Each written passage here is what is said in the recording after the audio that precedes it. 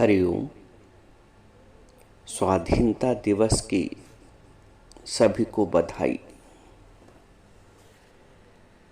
स्वाधीन अर्थात अपने अधीन, स्व अधीन। एक राष्ट्र के रूप में हम स्वाधीन रहें।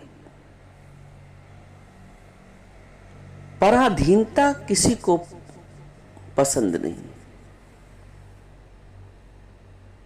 एक कीट को भी अगर आप पराधीन करते हैं तो वो भी परेशान होता है।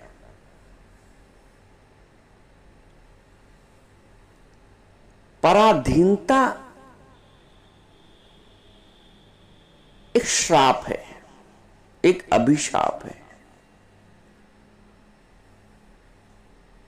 और स्वाधीनता स्व अभिमान है। पराधीनता के विरुद्ध राष्ट्र ने स्वतंत्रता का संग्राम छेड़ा और उसमें विजय भी प्राप्त हुई।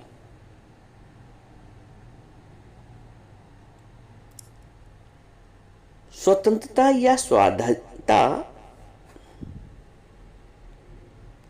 एक राष्ट्र के रूप में तो प्राप्त हुई, कुर्बानियां हुई, इतना त्याग हुआ।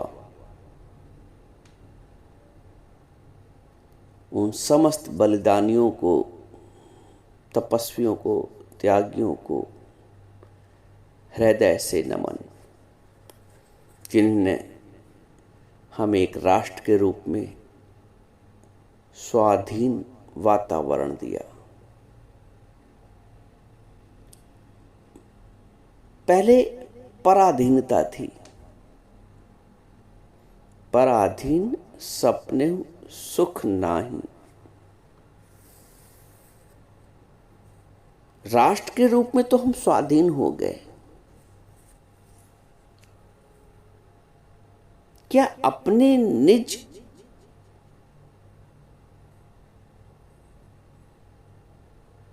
जो निज की पराधीनता है, क्या अपनी उस निज पराधीनता से हम स्वतंत्र हुए?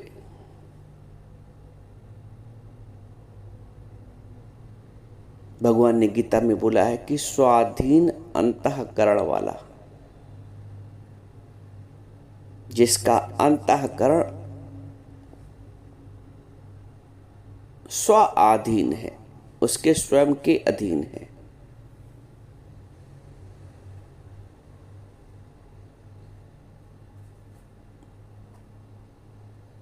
अंतःकरण अर्थात मन, बुद्धि, चित्त और अहंकार।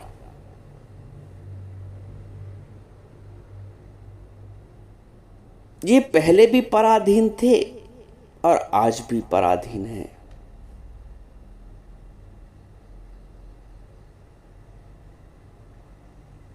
और ये 84 लाख योनि से पराधीन पड़े हैं। इनकी स्वतंत्रता का संग्राम कब छेड़ोगे? या इनको स्वतंत्र करने के लिए, इनको स्वाधीन करने के लिए कोई प्रयास ही नहीं करते हो। विचार ही नहीं आता है कि इनको भी तो स्वतंत्र किया जाए। इनकी स्वतंत्रता का ज्ञान तब होता है या इनकी पराधीनता पे तरस तब आता है जब जीवन में एक सतगुरु की प्राप्ति होती है। जैसे अर्जुन को गुरु के रूप में भगवान कृष्ण की प्राप्ति हुई। गीता के दूसरे अध्याय में भगवान कहते हैं अर्जुन से, राग द्वेष वियुक्तस्तु विषयान इंद्रियश्चरण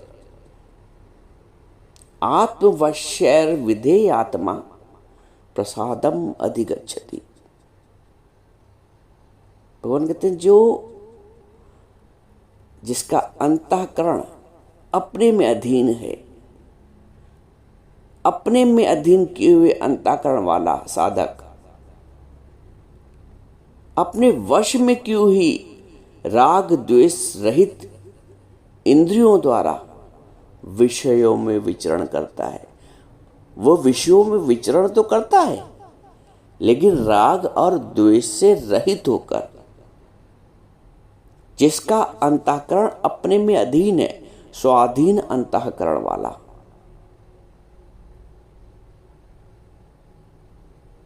तो हम ऐसी स्वाधीनता कब प्राप्त करेंगे? जब हम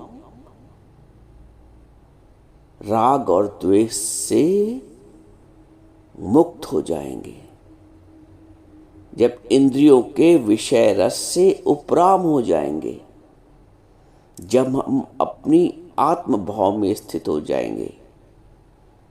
अभी तो संपूर्ण जीवन, जैसे नहीं किसी दूसरे राजा के अधीन होना, इसको तो पराधीन कहते हैं। तो सारा जीवन मन के अधीन रहना ही पराधीनता है। आध्यात्मिक अर्थों में हम समझें तो मन के अधीन रहना ही पराधीनता है, और मन रूपी राजा के चंगुल से मुक्त होना ही स्वाधीनता है। तो कितने लोग अपनी पराधीनता के विरुद्ध स्वतंत्रता का संग्राम छेड़ते हैं।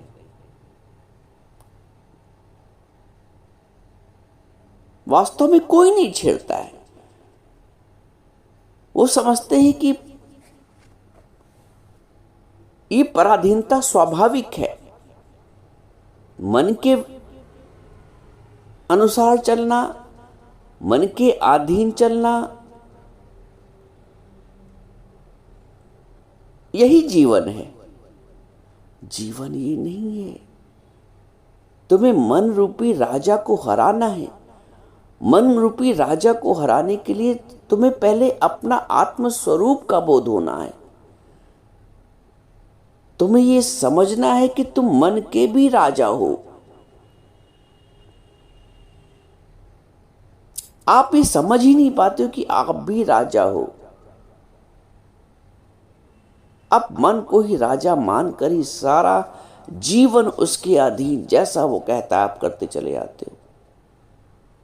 क्योंकि गुलामी है, क्योंकि पराधीनता है, और पराधीनता को हमने सहज स्वीकार कर लिया है जीवन में ज्ञान न होने के कारण। हम प्रत्येक बात वही कहते हैं जो हमारा अंतःकरण कहता है, जो हमारा मन कहता है हम वही करते हैं, क्योंकि हम मन के पराधीन हैं। हमने अपना स्वरूप मन से भिन्न जाना ही नहीं। भगवान कहते स्वाधीन अंतःकरण वाला, जिसका अंतःकरण अपने में अधीन है, अर्थात जिसकी मन, बुद्धि, जिसका चित्त, जिसका संपूर्ण अहंकार जो मान रखा है मिथ्या, वो उसके अपने अधीन है। वो जो साधक है वो अंतःकरण के अधीन नहीं है। तुम तो जरा जरा सी बातों पे मन के अधीन हो। मन ने कहा 2 बात सुना दो तो हमने सुना दी। मन ने कहा दुखी हो जाओ तो हम दुखी हो गए।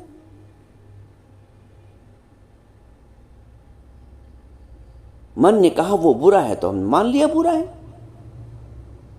मन ने जो सोचा हमने उसको भी स्वीकार कर लिया। बुद्धि यदि राग और द्वेष में जा रही है तो आप जान देते सहज है ये राग होना किसी से, द्वेष होना किसी से, ये बड़ा सहजता से आपने स्वीकार कर लिया है, क्योंकि बुद्धि समर्थन कर रही है ना, और आप बुद्धि के नियंत्रण में हैं। आपने बुद्धि को अपने नियंत्रण में नहीं किया है, आप बुद्धि के नियंत्रण में। आप प्रत्येक श्वास अपनी पराधीनता में गुजारते हैं। प्रत्येक श्वास, कल्पना करिए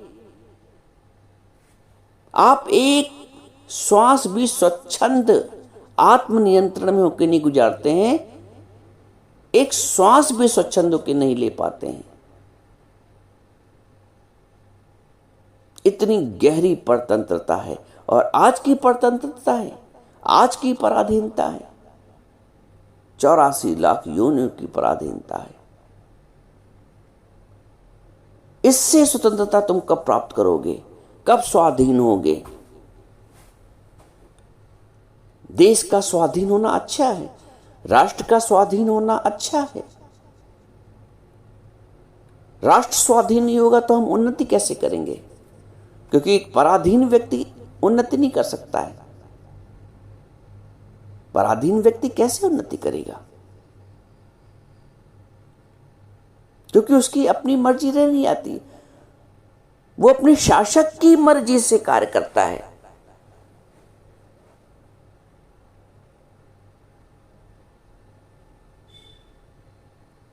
अंग्रेजों ने कहा कि वो कारतूस मुंह से खींच के निकालो, वो चर्बी युक्त भोजन, वो प्रताड़नाएं, वो अपमान सब झेला, क्योंकि पराधीन थे। जिस दिन से स्वतंत्रता की चिंगारी अंदर बसी, उस दिन से उस पराधीनता का विरोध होने लगा। और अंततः एक दिन हमने पुरुषार्थ के माध्यम से, कुर्बानी के माध्यम से, तपस्या के माध्यम से, वीरता के माध्यम से, शौर्यता के माध्यम से, विवेक के माध्यम से हमने अपनी स्वाधीनता प्राप्त की, हासिल की, और जन जन प्रसन्न हो गया।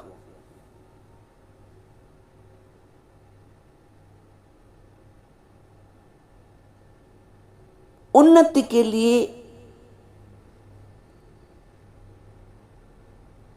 अपना स्वयं का, निजता का अनुभव करने के लिए स्वतंत्र होना आवश्यक है।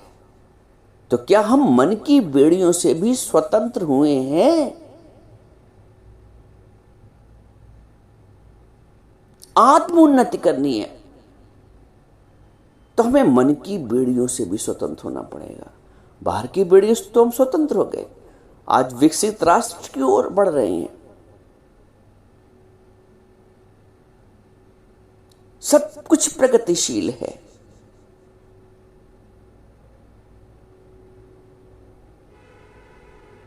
आज राष्ट्र प्रसन्न है क्योंकि विकास की निरंतर धारा प्रवाहित हो गई है।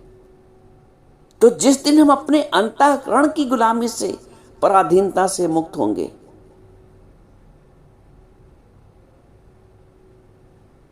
इसीलिए स्वामी राम तीर्थ कहते थे, मैं राम बादशाह हूं। बादशाह की खुनकी तभी आएगी जब तुम अपने मन और इंद्रियों पर विजय प्राप्त करोगे, स्वाधीन अंतःकरण वाले बनोगे।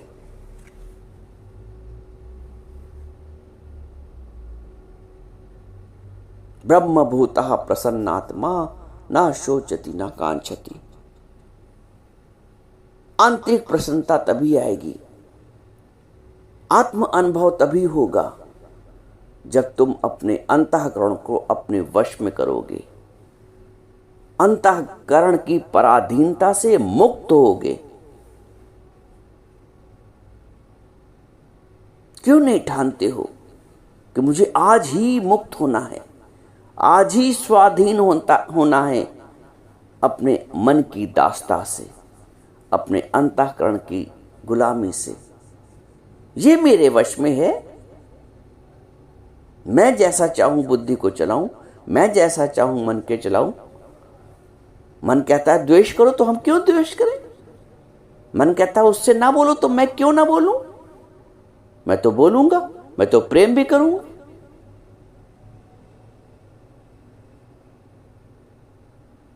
मन कहता है संसार को महत्व दो, परमात्मा को कम। मन कहता है संसार के कार्य अधिक करो, सत्संग तो 1 घंटे भी सही।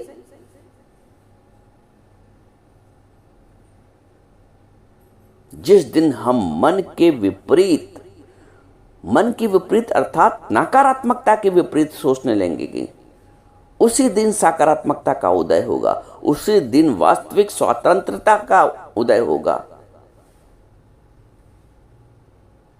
उसी दिन हम स्वाधीनता के मार्ग पर बढ़ेंगे। स्वाधीन, प्रत्येक श्वास तुम्हारे अधीन हो। कब अधीन होगी? जब तुम जागरूक रहोगे।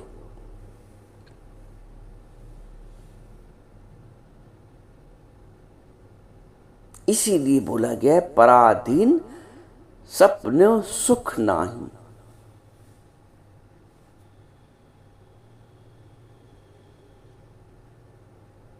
कोई व्यक्ति बंधन में है और सुख का अनुभव करे, असंभव।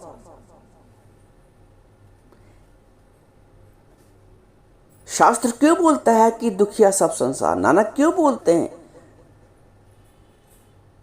कि दुखिया सब संसार? नानक दुखिया सब संसार इसलिए दुखी बोलते हैं क्योंकि वो परतंत्र है, पराधीन है अपने अंतःकरण के।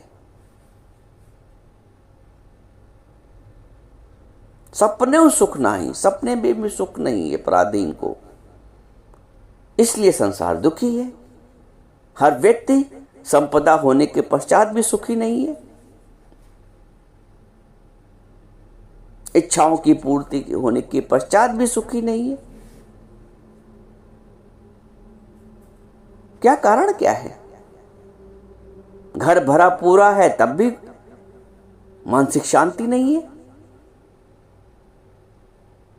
घर है, मकान है, व्यवसाय है, नौकरी है, पेशा है, बहू है, बच्चे हैं, नाती हैं, पोते हैं, है तो सब कुछ, लेकिन मन की पराधीनता होने के कारण उनसे सुख प्राप्त नहीं। लोग कहते हैं ना, सुख क्यों नहीं? आखिर सब कुछ होने के पश्चात मन में संतुष्टि क्यों नहीं है? संतुष्टि इसलिए क्योंकि नहीं है क्योंकि स्वाधीन नहीं हो। बाहर से तो तुम स्वाधीन हो गए, कुछ भी करो, कहीं भी आओ, कहीं भी जाओ, कुछ भी बोलो, फ्रीडम ऑफ स्पीच, बोलने की स्वतंत्रता, आने जाने की स्वतंत्रता, खाने पीने की स्वतंत्रता, ये लोकतंत्र है ना। तो बाहर का लोकतंत्र तो हासिल हो गया, इसी कारण हम इतनी उन्नति कर पाए, तरक्की कर पाए, प्रोग्रेस कर पाए। अंदर की प्रोग्रेस कब हुई? अंदर तो तुम वहीं की वहीं अभी भी हो जहां 1000 साल पहले थे गुलामी में मन की, आज भी आचरण वही करते हो। एक स्वतंत्रता संग्राम अंदर के लिए भी छेड़ो। आज ही हमें आजाद होना है, स्वतंत्र होना है, मुक्त होना है। इसलिए मुक्ति का कॉन्सेप्ट रखा गया है, इसलिए मोक्ष का कॉन्सेप्ट है। स्वाधीन अंतःकरण वाला मुझे प्राप्त करता है, भगवान कहते हैं स्वाधीन अंतःकरण वाला मुझे प्राप्त करता है। गुरु उस अंतःकरण को स्वाधीन करता है, बंधन मुक्त करता है। ये है असली स्वतंत्रता संग्राम, जो तुम्हें जन्म जन्मांतर के बेड़ियों से, बंधनों से, परतंत्रता से, पराधीनता से मुक्त करता है। एक स्वतंत्रता संग्राम छेड़ो ना। 2 कुर्बानी अपनी इच्छाओं की, विषय की, वासनाओं की, ये कुर्बानी हमारी आजादी कैसे प्राप्त हुई? स्वतंत्रता सेनानियों ने अपनी कुर्बानियां दी हैं, तब आज हम स्वाधीन हैं। हमको भी विषय, इंद्रियों के रसों की, इच्छाओं की, वासनाओं की, कब वासना से बाहर आएंगे? कब देह भी अभिमान से बाहर आएंगे? कब तक वासना की बेड़ियों में बंधे रहेंगे? कब तुम अपने आप को स्वामी जानोगे?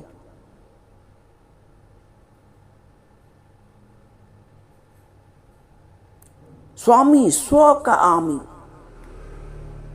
स्वामी हो, स्वामी, लेकिन दास बने हो और दासता में मजा आ रहा है।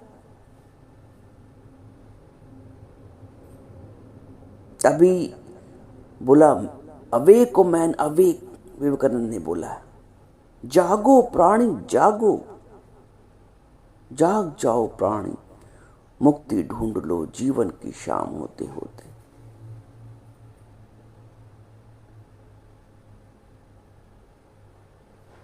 गुरु है मार्गदर्शक के रूप में, गुरु मार्ग प्रशस्त कर रहा है तुम्हारी मन की गुलामियों से तुम्हें मुक्त करने के लिए। तुम्हें राग और द्वेष और विषय इंद्रिय अपनी ओर खींचते हैं। गुरु कहता है तुम उनसे ज्यादा शक्तिशाली हो, तुम क्यों इनके पराधीन होते हो? क्यों जल्दी बड़ी छोटी छोटी बातों पे बुरा मान जाते हो? क्यों छोटी छोटी बातों पे दुखी हो जाते हो? ये निशानी है पराधीनता की। क्यों छोटी छोटी बातों पे नकारात्मक सोचने लगते हो? क्यों छोटी छोटी बातों की अपेक्षा करने लगते हो दूसरों से? अरे मैं तो यहां इतनी देर से बैठी हूं, फलाने का भी तो कोई फर्ज है। ये पराधीनता है।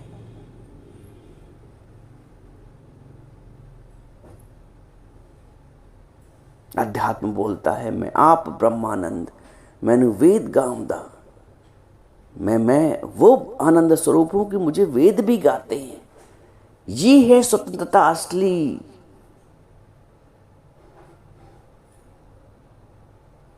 जिस दिन इस स्वतंत्रता को प्राप्त कर लोगे, इस स्वाधीनता को प्राप्त कर लोगे, तो जन्म जन्मांतर की बेड़ियां कट जाएंगी, जीवन मुक्ति का आनंद लोगे, आत्म उन्नति करोगे, आत्म भाव में स्थित होगे। इसलिए आज और अभी मुक्त होना है। अधुना एवं सुखे शांत, बंधन मुक्त भविष्यसि। आज से हजारों साल पहले अष्टावक्र जी ने जनक जी से कहा था अधुना एवं सुखे शांत, और अभी अभी तुम सुख शांत और बंधन मुक्त हो सकते हो। अधुना एवं सुखी शांत बंधन मुक्त भविष्यसि, यदि देहम प्रतिकृत्य चित्त विश्राम तिष्ठसि। यदि तुम अपने आप को देह भाव से पृथक कर लेते हो, मन और इंद्रियों अर्थात अंतःकरण से पृथक कर लेते हो, अपने आत्म स्वरूप को जान जाते हो, अधुना एवं सुखी शांत, अभी सुखी शांत बंधन मुक्त हो जाओगे। तो अपने पृथक स्वरूप, अपने आत्म स्वरूप को जानो। तुम ना अर्जुन को बोलते हैं, अष्टावक्र जी जनक को बोलते हैं, ना तो मन हो, ना बुद्धि हो, ना चित्त हो, ना अहंकार हो। तुम इनके दृष्टा हो, इनके स्वामी हो। तुम्हारा आत्म स्वरूप वास्तविक स्वरूप है, तुम्हारा स्वरूप आनंद स्वरूप वास्तविक स्वरूप है। तो अपने आनंद स्वरूप,